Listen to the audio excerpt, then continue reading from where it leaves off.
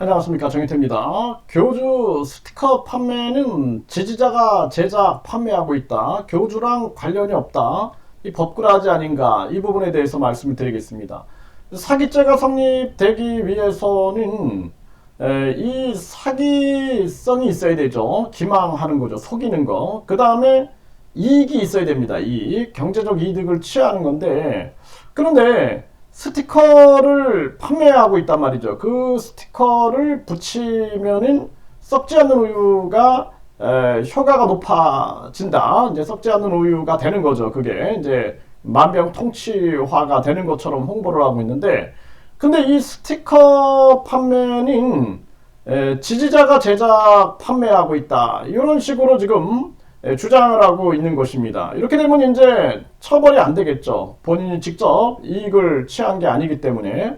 그러나 중요한 거는 요즘에 교주가 본인의 사진과 이름에 대해서 상표권을 등록을 했다라는 것입니다. 이 보도가 나왔죠. 이렇게 되면은 개연성을 찾을 수가 있지 않느냐라는 것을 첫 번째 하나 말씀을 드리고, 또 하나는 중요한 것은 교주가 축복 100만 원을 내고 축복을 받으면 썩지 않는 우유의 효과와 약효가 좋아진다라고 발언하는 그러한 영상이 있습니다. 이걸 가지고 교주를 충분히 처벌할 수 있다. 저는 그렇게 보고 있어요.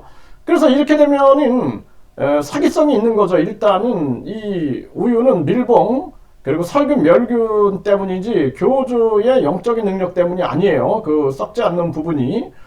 사기성이 인정이 되고, 또 하나 중요한 부분들은 축복을 받으면은 이 약효나 효과가 좋아진다. 이렇게 해가지고 이득을 취한다. 그러면은 이거는 사기성이 인정이 될 수밖에 없는 그러한 정황이 아니겠느냐. 이 부분을 법조계에서 계속 파고 들어야 된다. 이 교주가 결국에는 내가 우유를 판매하지 않았다.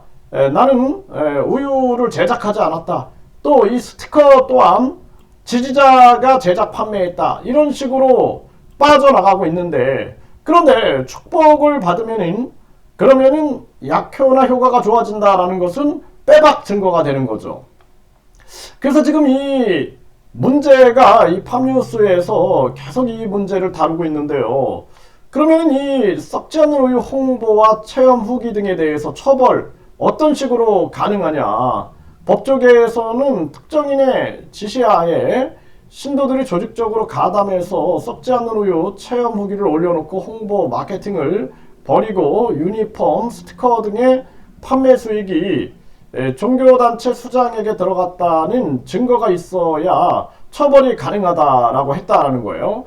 근데 이제 이것이 뭐냐면은 이 계속해서 축복 대천사 그리고 천국 티켓을 홍보하는 수단이 되는 거죠. 그 썩지 않는 우유를 통해서 계속 이 교주를 알리고 이 교주의 이 종교성을 알리고, 그러면서 이들이 궁극적으로 추구하고 있는 것은 축복 100만원 대천사 1억 그리고 또 뿐만 아니라 이 천국 티켓 300만원을 받고 전개를 하고 있는 이러한 부분들이 되는 거죠. 또 계속 강연에 참여하게끔 해가지고 거기 참여하면은 그 돈을 내죠. 그리고 그 강의랍시고 하는 그 강의 내용을 보면은 완전히 그냥 무슨 사연을 시키고 막 박수치고 바람잡이하고 이런 모습이 아니냐. 네. 그래서 또 이 한 변호사는 사기죄에서 중요한 것은 기망과 편치인데, 기망, 속이는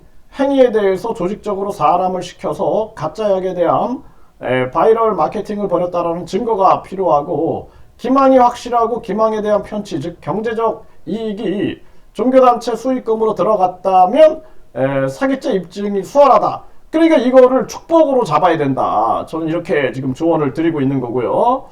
다만 수사기관 입장에서는 체험 후기 이면의 증거를 파악하는 것이 까다로울 수 있고, 그리고 교주 스티커나 사진을 우유에 붙이고 상온에 두면 보관상의 문제일 수 있기 때문에 지방 행정기관이나 식약청이 먼저 접근하는 것이 효율적인 이유다라는 거예요. 근데 지방 행정기관이나 식약청이 미온적으로 지금 행동하고 있죠. 더 큰 사회 문제를 번지기 전에 경찰과 식약처가 적극적으로 이번 사안을 다뤄야 한다라고 덧붙이고 있는 정황입니다.